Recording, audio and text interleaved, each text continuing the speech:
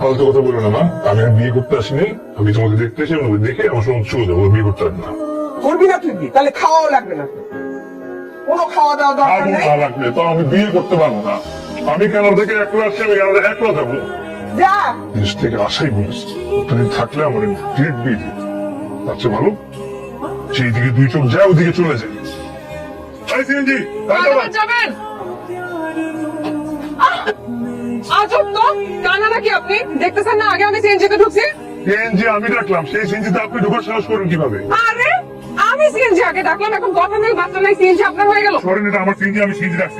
সরেন মানে? আমি আগে ডাকছি, আমি উঠবো আগে। আমি ডাকছি আগে। আমি আগে ডাকছি।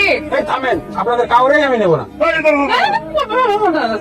দেখেন, আপনি তো সায়দাবাদ যাবেন, হ্যাঁ, আমিও সায়দাবাদ যাবো। একসাথে গেলে তো কোনো প্রবলেম নাই, চলেন একসাথে যাই। হ্যাঁ শিওর। আপনি দেখে মুখে দিচ্ছি। কি আছে লোকে? আমার কাছ থেকে শোনেন, যা আছে ওনার কাছে আছে। আর এটা কি দেখছ? একটা গুলি করবো একদম সোজা উপরে উড়ে যাবে। এই যে নেন ভাই, আইফোন 15 একদম নতুন, আইক্লাউড ফাঁকা আছে। আপনি মানুষটা আসলেই একটা কুফা। জীবনে এতবার সিএনজিতে উঠেছি, কোনোদিন তো ছিনতাইকারী কবলে পড়লাম না, আর আজকে আপনার সাথে সিএনজিতে উঠতে না উঠতে ছিনতাইকারী হাজির। এই কথাটা তো আমি আপনাকে বলতে পারি। টাকা পয়সা যা ছিল সব গেছে। আমারও গেছে। আমি যে বাসায় মোবাইল করে আমার পরিস্থিতিটা জানাবো, আমার এখন সেই সিচুয়েশনটাও নাই আপনার জন্য। সেম হিয়ার, তার মধ্যে আমি বাসা থেকে পালায় আসছি, বুঝেন আপনি? আপনিও বাসা থেকে পালাইছেন? আপনিও মানে কি? আপনিও? বাসায় বিয়ের জন্য প্রেসার দিচ্ছিল। আপনাকেও প্রেশার দিচ্ছিল? সেভাবে বুক ফুলে বাসা থেকে বেরিয়েছি, এখন কোন সাহসে কোন দরজাতে বাসায় ফেরত যাবো এটা বুঝতেছি না। আমার অবশ্য তেমন একটা সমস্যা নাই, আমি এর আগে অনেকবার পালিয়েছি। আমার ফ্যামিলির কাছে এসব একটা উদাহরণ দাদা। আমার আবার ফার্স্ট টাইম। বাবা আমার বিয়ে নিয়ে এত টেনশন কেন? মানে আমি বিয়ে না করলে তাদের কিসের প্রবলেম? মাঝে মাঝে মনে হয় কি জানেন, বাবা মায়ের মাথা থেকে বিয়ের ভুটটা তাড়াতে পারতাম, শান্তি হতো। হারাতে পারেন কিন্তু, আর বুদ্ধি দিতে পারে, হাসবেন না বলুন। আরে বলেন না। দেখেন, আপনি আপনার বাসায় যেতে চান না, আমি আমার বাসায় ফেরত যেতে পারবো না। কিন্তু যদি আপনি আমার বাসায় চলে যান আর আমি আপনার বাসায় চলে যাই, কে? বিয়ের ভুট্টারা আমি আপনার মেয়ের বউ জামাই হোক, জামাই হোক। হারিয়া তো ভাগছে ভাবছো মানে? ভাগছে মানে আমার সাথে প্রেম করছে এতদিন, প্রেম টেম শেষ, আমার টাকা পয়সা যা ছিল তা নিয়ে ফুটতুট। দেখেছো, এতদিন ধরে মেয়েকে যতবার বলি বিয়ের কথা ততবার সে টাল বাহানা করে। এখন বুঝো, তাও বানাতে আপনারা কোনো চলবে না। আমার টাকা আমার ফেরত লাগবে, টাকা দেন আমাকে। কিন্তু আমাদের মেয়ে যখন বাসায় নেই, তুমি চিন্তা করো না, আমার মেয়ে বাড়ি ফিরলেই তোমার সমস্ত প্রবলেম সলভ করে দেবা।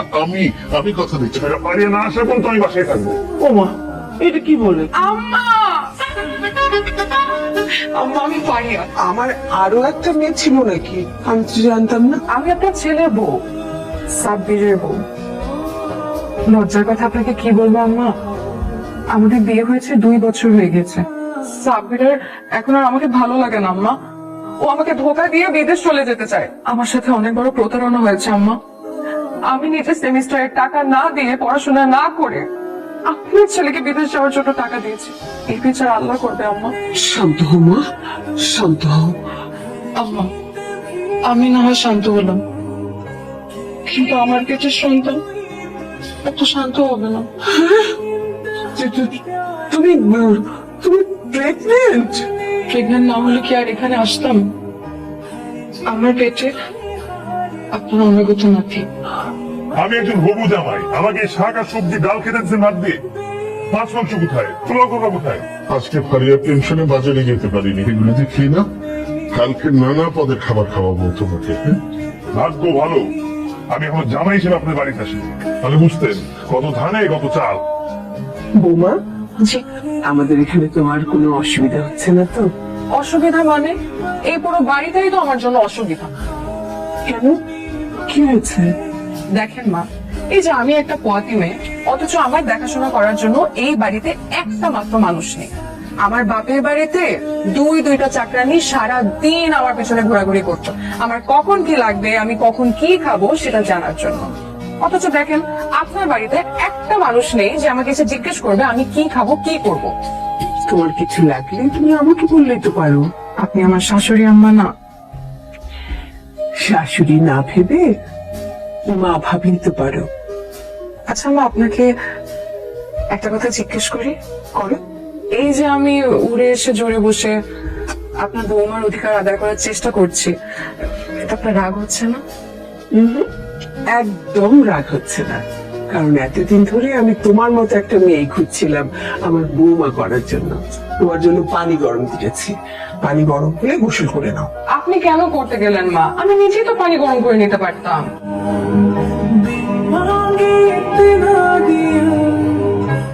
দেখেন, আমি এই বাড়ির জামাই, আমার দেখভাল করার দায়িত্ব আমার ওয়াইফের, কিন্তু সেইখানে নাই, সব দায়িত্ব হয় আপনার।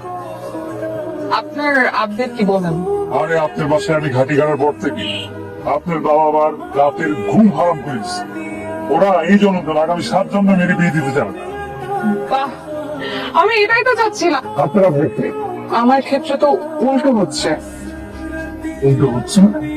আপনার মা তো উল্টো আমাকে আরো বেশি স্নেহ ভালোবাসা দেওয়া শুরু করে দিয়েছেন। আপনি কি করছেন তাহলে বলেন তো? আমি কি করবো? তো কালা জাদুর ওকে কিছুটা করুন। What? এক মিনিট, কি বলতেছেন এসব? কিছু তো বলছে।